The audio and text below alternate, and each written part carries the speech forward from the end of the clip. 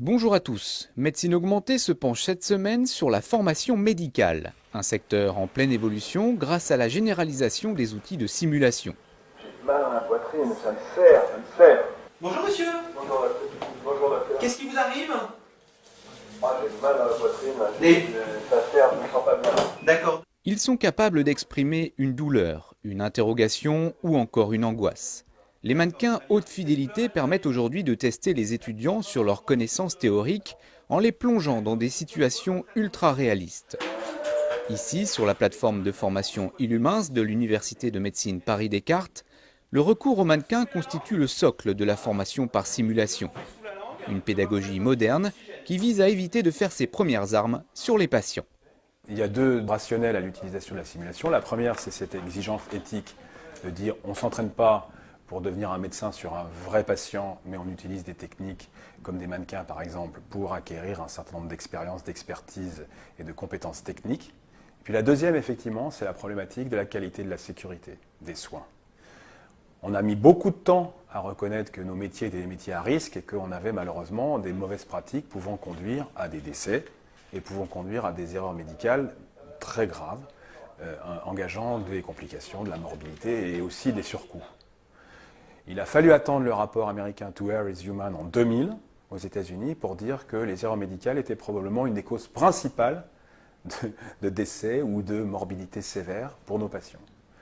Et progressivement, cette démarche de réflexion autour de la qualité et la sécurité des soins s'est installée. Et elle s'est installée et elle a fait le lit de l'entraînement, de la formation, de la reformation, de la certification et de la recertification, tel qu'on le fait maintenant dans les plateformes de pédagogie moderne de l'université. Qu'est-ce qu'il a dit le réanimateur? Il arrive. D'accord. Voilà. Tu mets les mains au milieu du thorax, vas-y bien avec le corps. Aux côtés des mannequins plus classiques dédiés à la pratique de la réanimation cardiopulmonaire, ou comme ici à l'enseignement de l'intubation trachéale, les mannequins haute fidélité permettent une immersion instantanée dans le scénario proposé.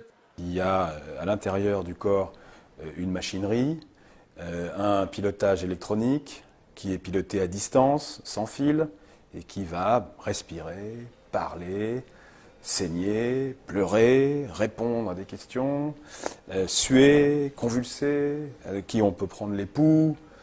On les fait marcher avec des logiciels, mais on peut parfaitement imaginer que dans quelques années, ils puissent même être complètement autonomes, c'est-à-dire qu'ils aient des réponses indépendantes en fonction de la pratique des apprenants sur ces mannequins. Des gestes particulièrement techniques, comme la réalisation d'une échocardiographie transœsophagienne, bénéficient désormais de ces mannequins high-tech pour un apprentissage en douceur et cette fois sans conséquences pour les patients. Alors jusqu'à maintenant, elle se faisait sur le patient pour un examen qui est considéré comme relativement désagréable puisqu'il nécessite l'introduction de la sonde dans l'œsophage sur patient vigile. Donc cette obligation d'examen, cette obligation technique a mené à des intolérances chez le patient et qui étaient que peu, mais il n'y avait pas trop de solutions jusqu'à maintenant, que peu compatibles avec l'enseignement et l'apprentissage de la technique. Truffé de capteurs, l'œsophage de ce patient en plastique, présenté au dernier congrès Paris Echo, recrée une image radiologique en fonction du maniement de la sonde. La sonde est munie d'un détecteur électromagnétique. Son positionnement est capté par l'environnement qui se décrit et se matérialise dans une matrice, donc là aussi purement virtuelle, une matrice informatique dans laquelle les informations sont préenregistrées.